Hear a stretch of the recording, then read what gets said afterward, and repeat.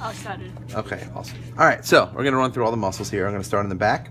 So the muscles you're responsible for on the back are the spinotrapezius right here, which sits right on top of the latissimus dorsi, which latissimus dorsi on this rabbit you can see is over here.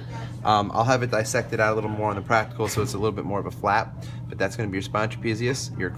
That's going to be your latissimus dorsi. Over here you have your acromiotrapezius, which sits on top of the scapula. You need to know the spinodeltoid, which is going to be right here, attached to the spine of the scapula. And then deep we have the rhomboids, which are going to be right here, dissected out that way. Okay, so that's everything you need to know on the back. I'll do the back of the leg since I'm over here. We have the gluteus maximus, which is right there.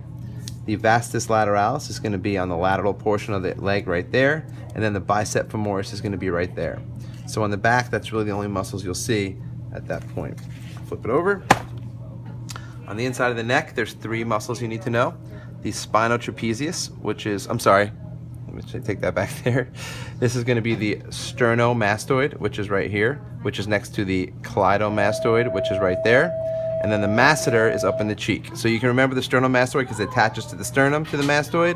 Cleido attaches from the clavicle to the mastoid. In your chest muscles, you need to know the pecto antebrachialis, which is right here. The pec major is going to be just inferior to that, going also to the arm. And then the pec minor is going to be just below that, this muscle right here. So it goes pecto antebrachialis, pec major, pec minor.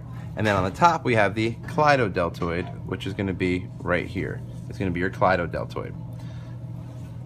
We have the abdominal muscles down here. We have the exterior obliques, the interior obliques, and then the rectus abdominis is not going to be much you can see here other than the fact that the fibers are going to run up and down as opposed to at an oblique angle.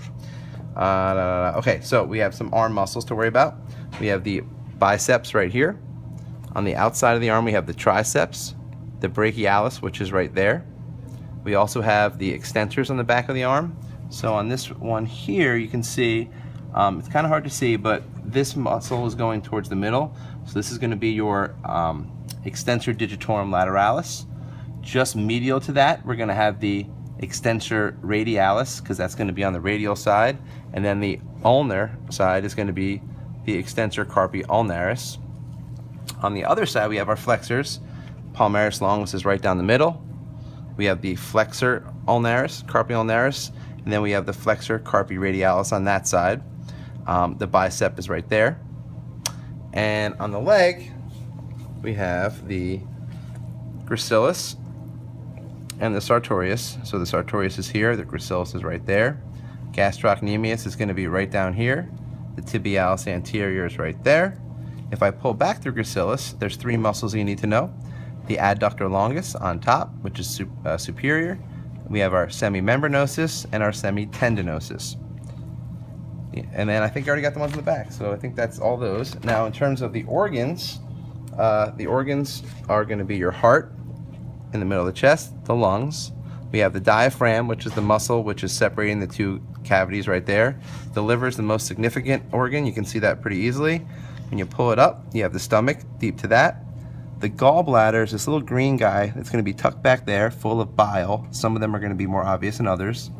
The kidneys are going to be in the back here, one on that side, and there's one over here somewhere. There it is, hidden back there. The small intestines, this big mess up top, you're not going to be able to do too much with those other than just kind of see that they're there. In between, we have what's called the mesentery, which is this stuff here that holds everything together. Some people call it mesentery. Then we have the large intestine, which you do not want to pierce under any conditions. And then we have the urinary bladder down there. The spleen is this small organ right here. And then the pancreas is really hard to identify, but it's this right here, and it's just a gland that's what releases insulin, but that's right there. And I believe that's everything.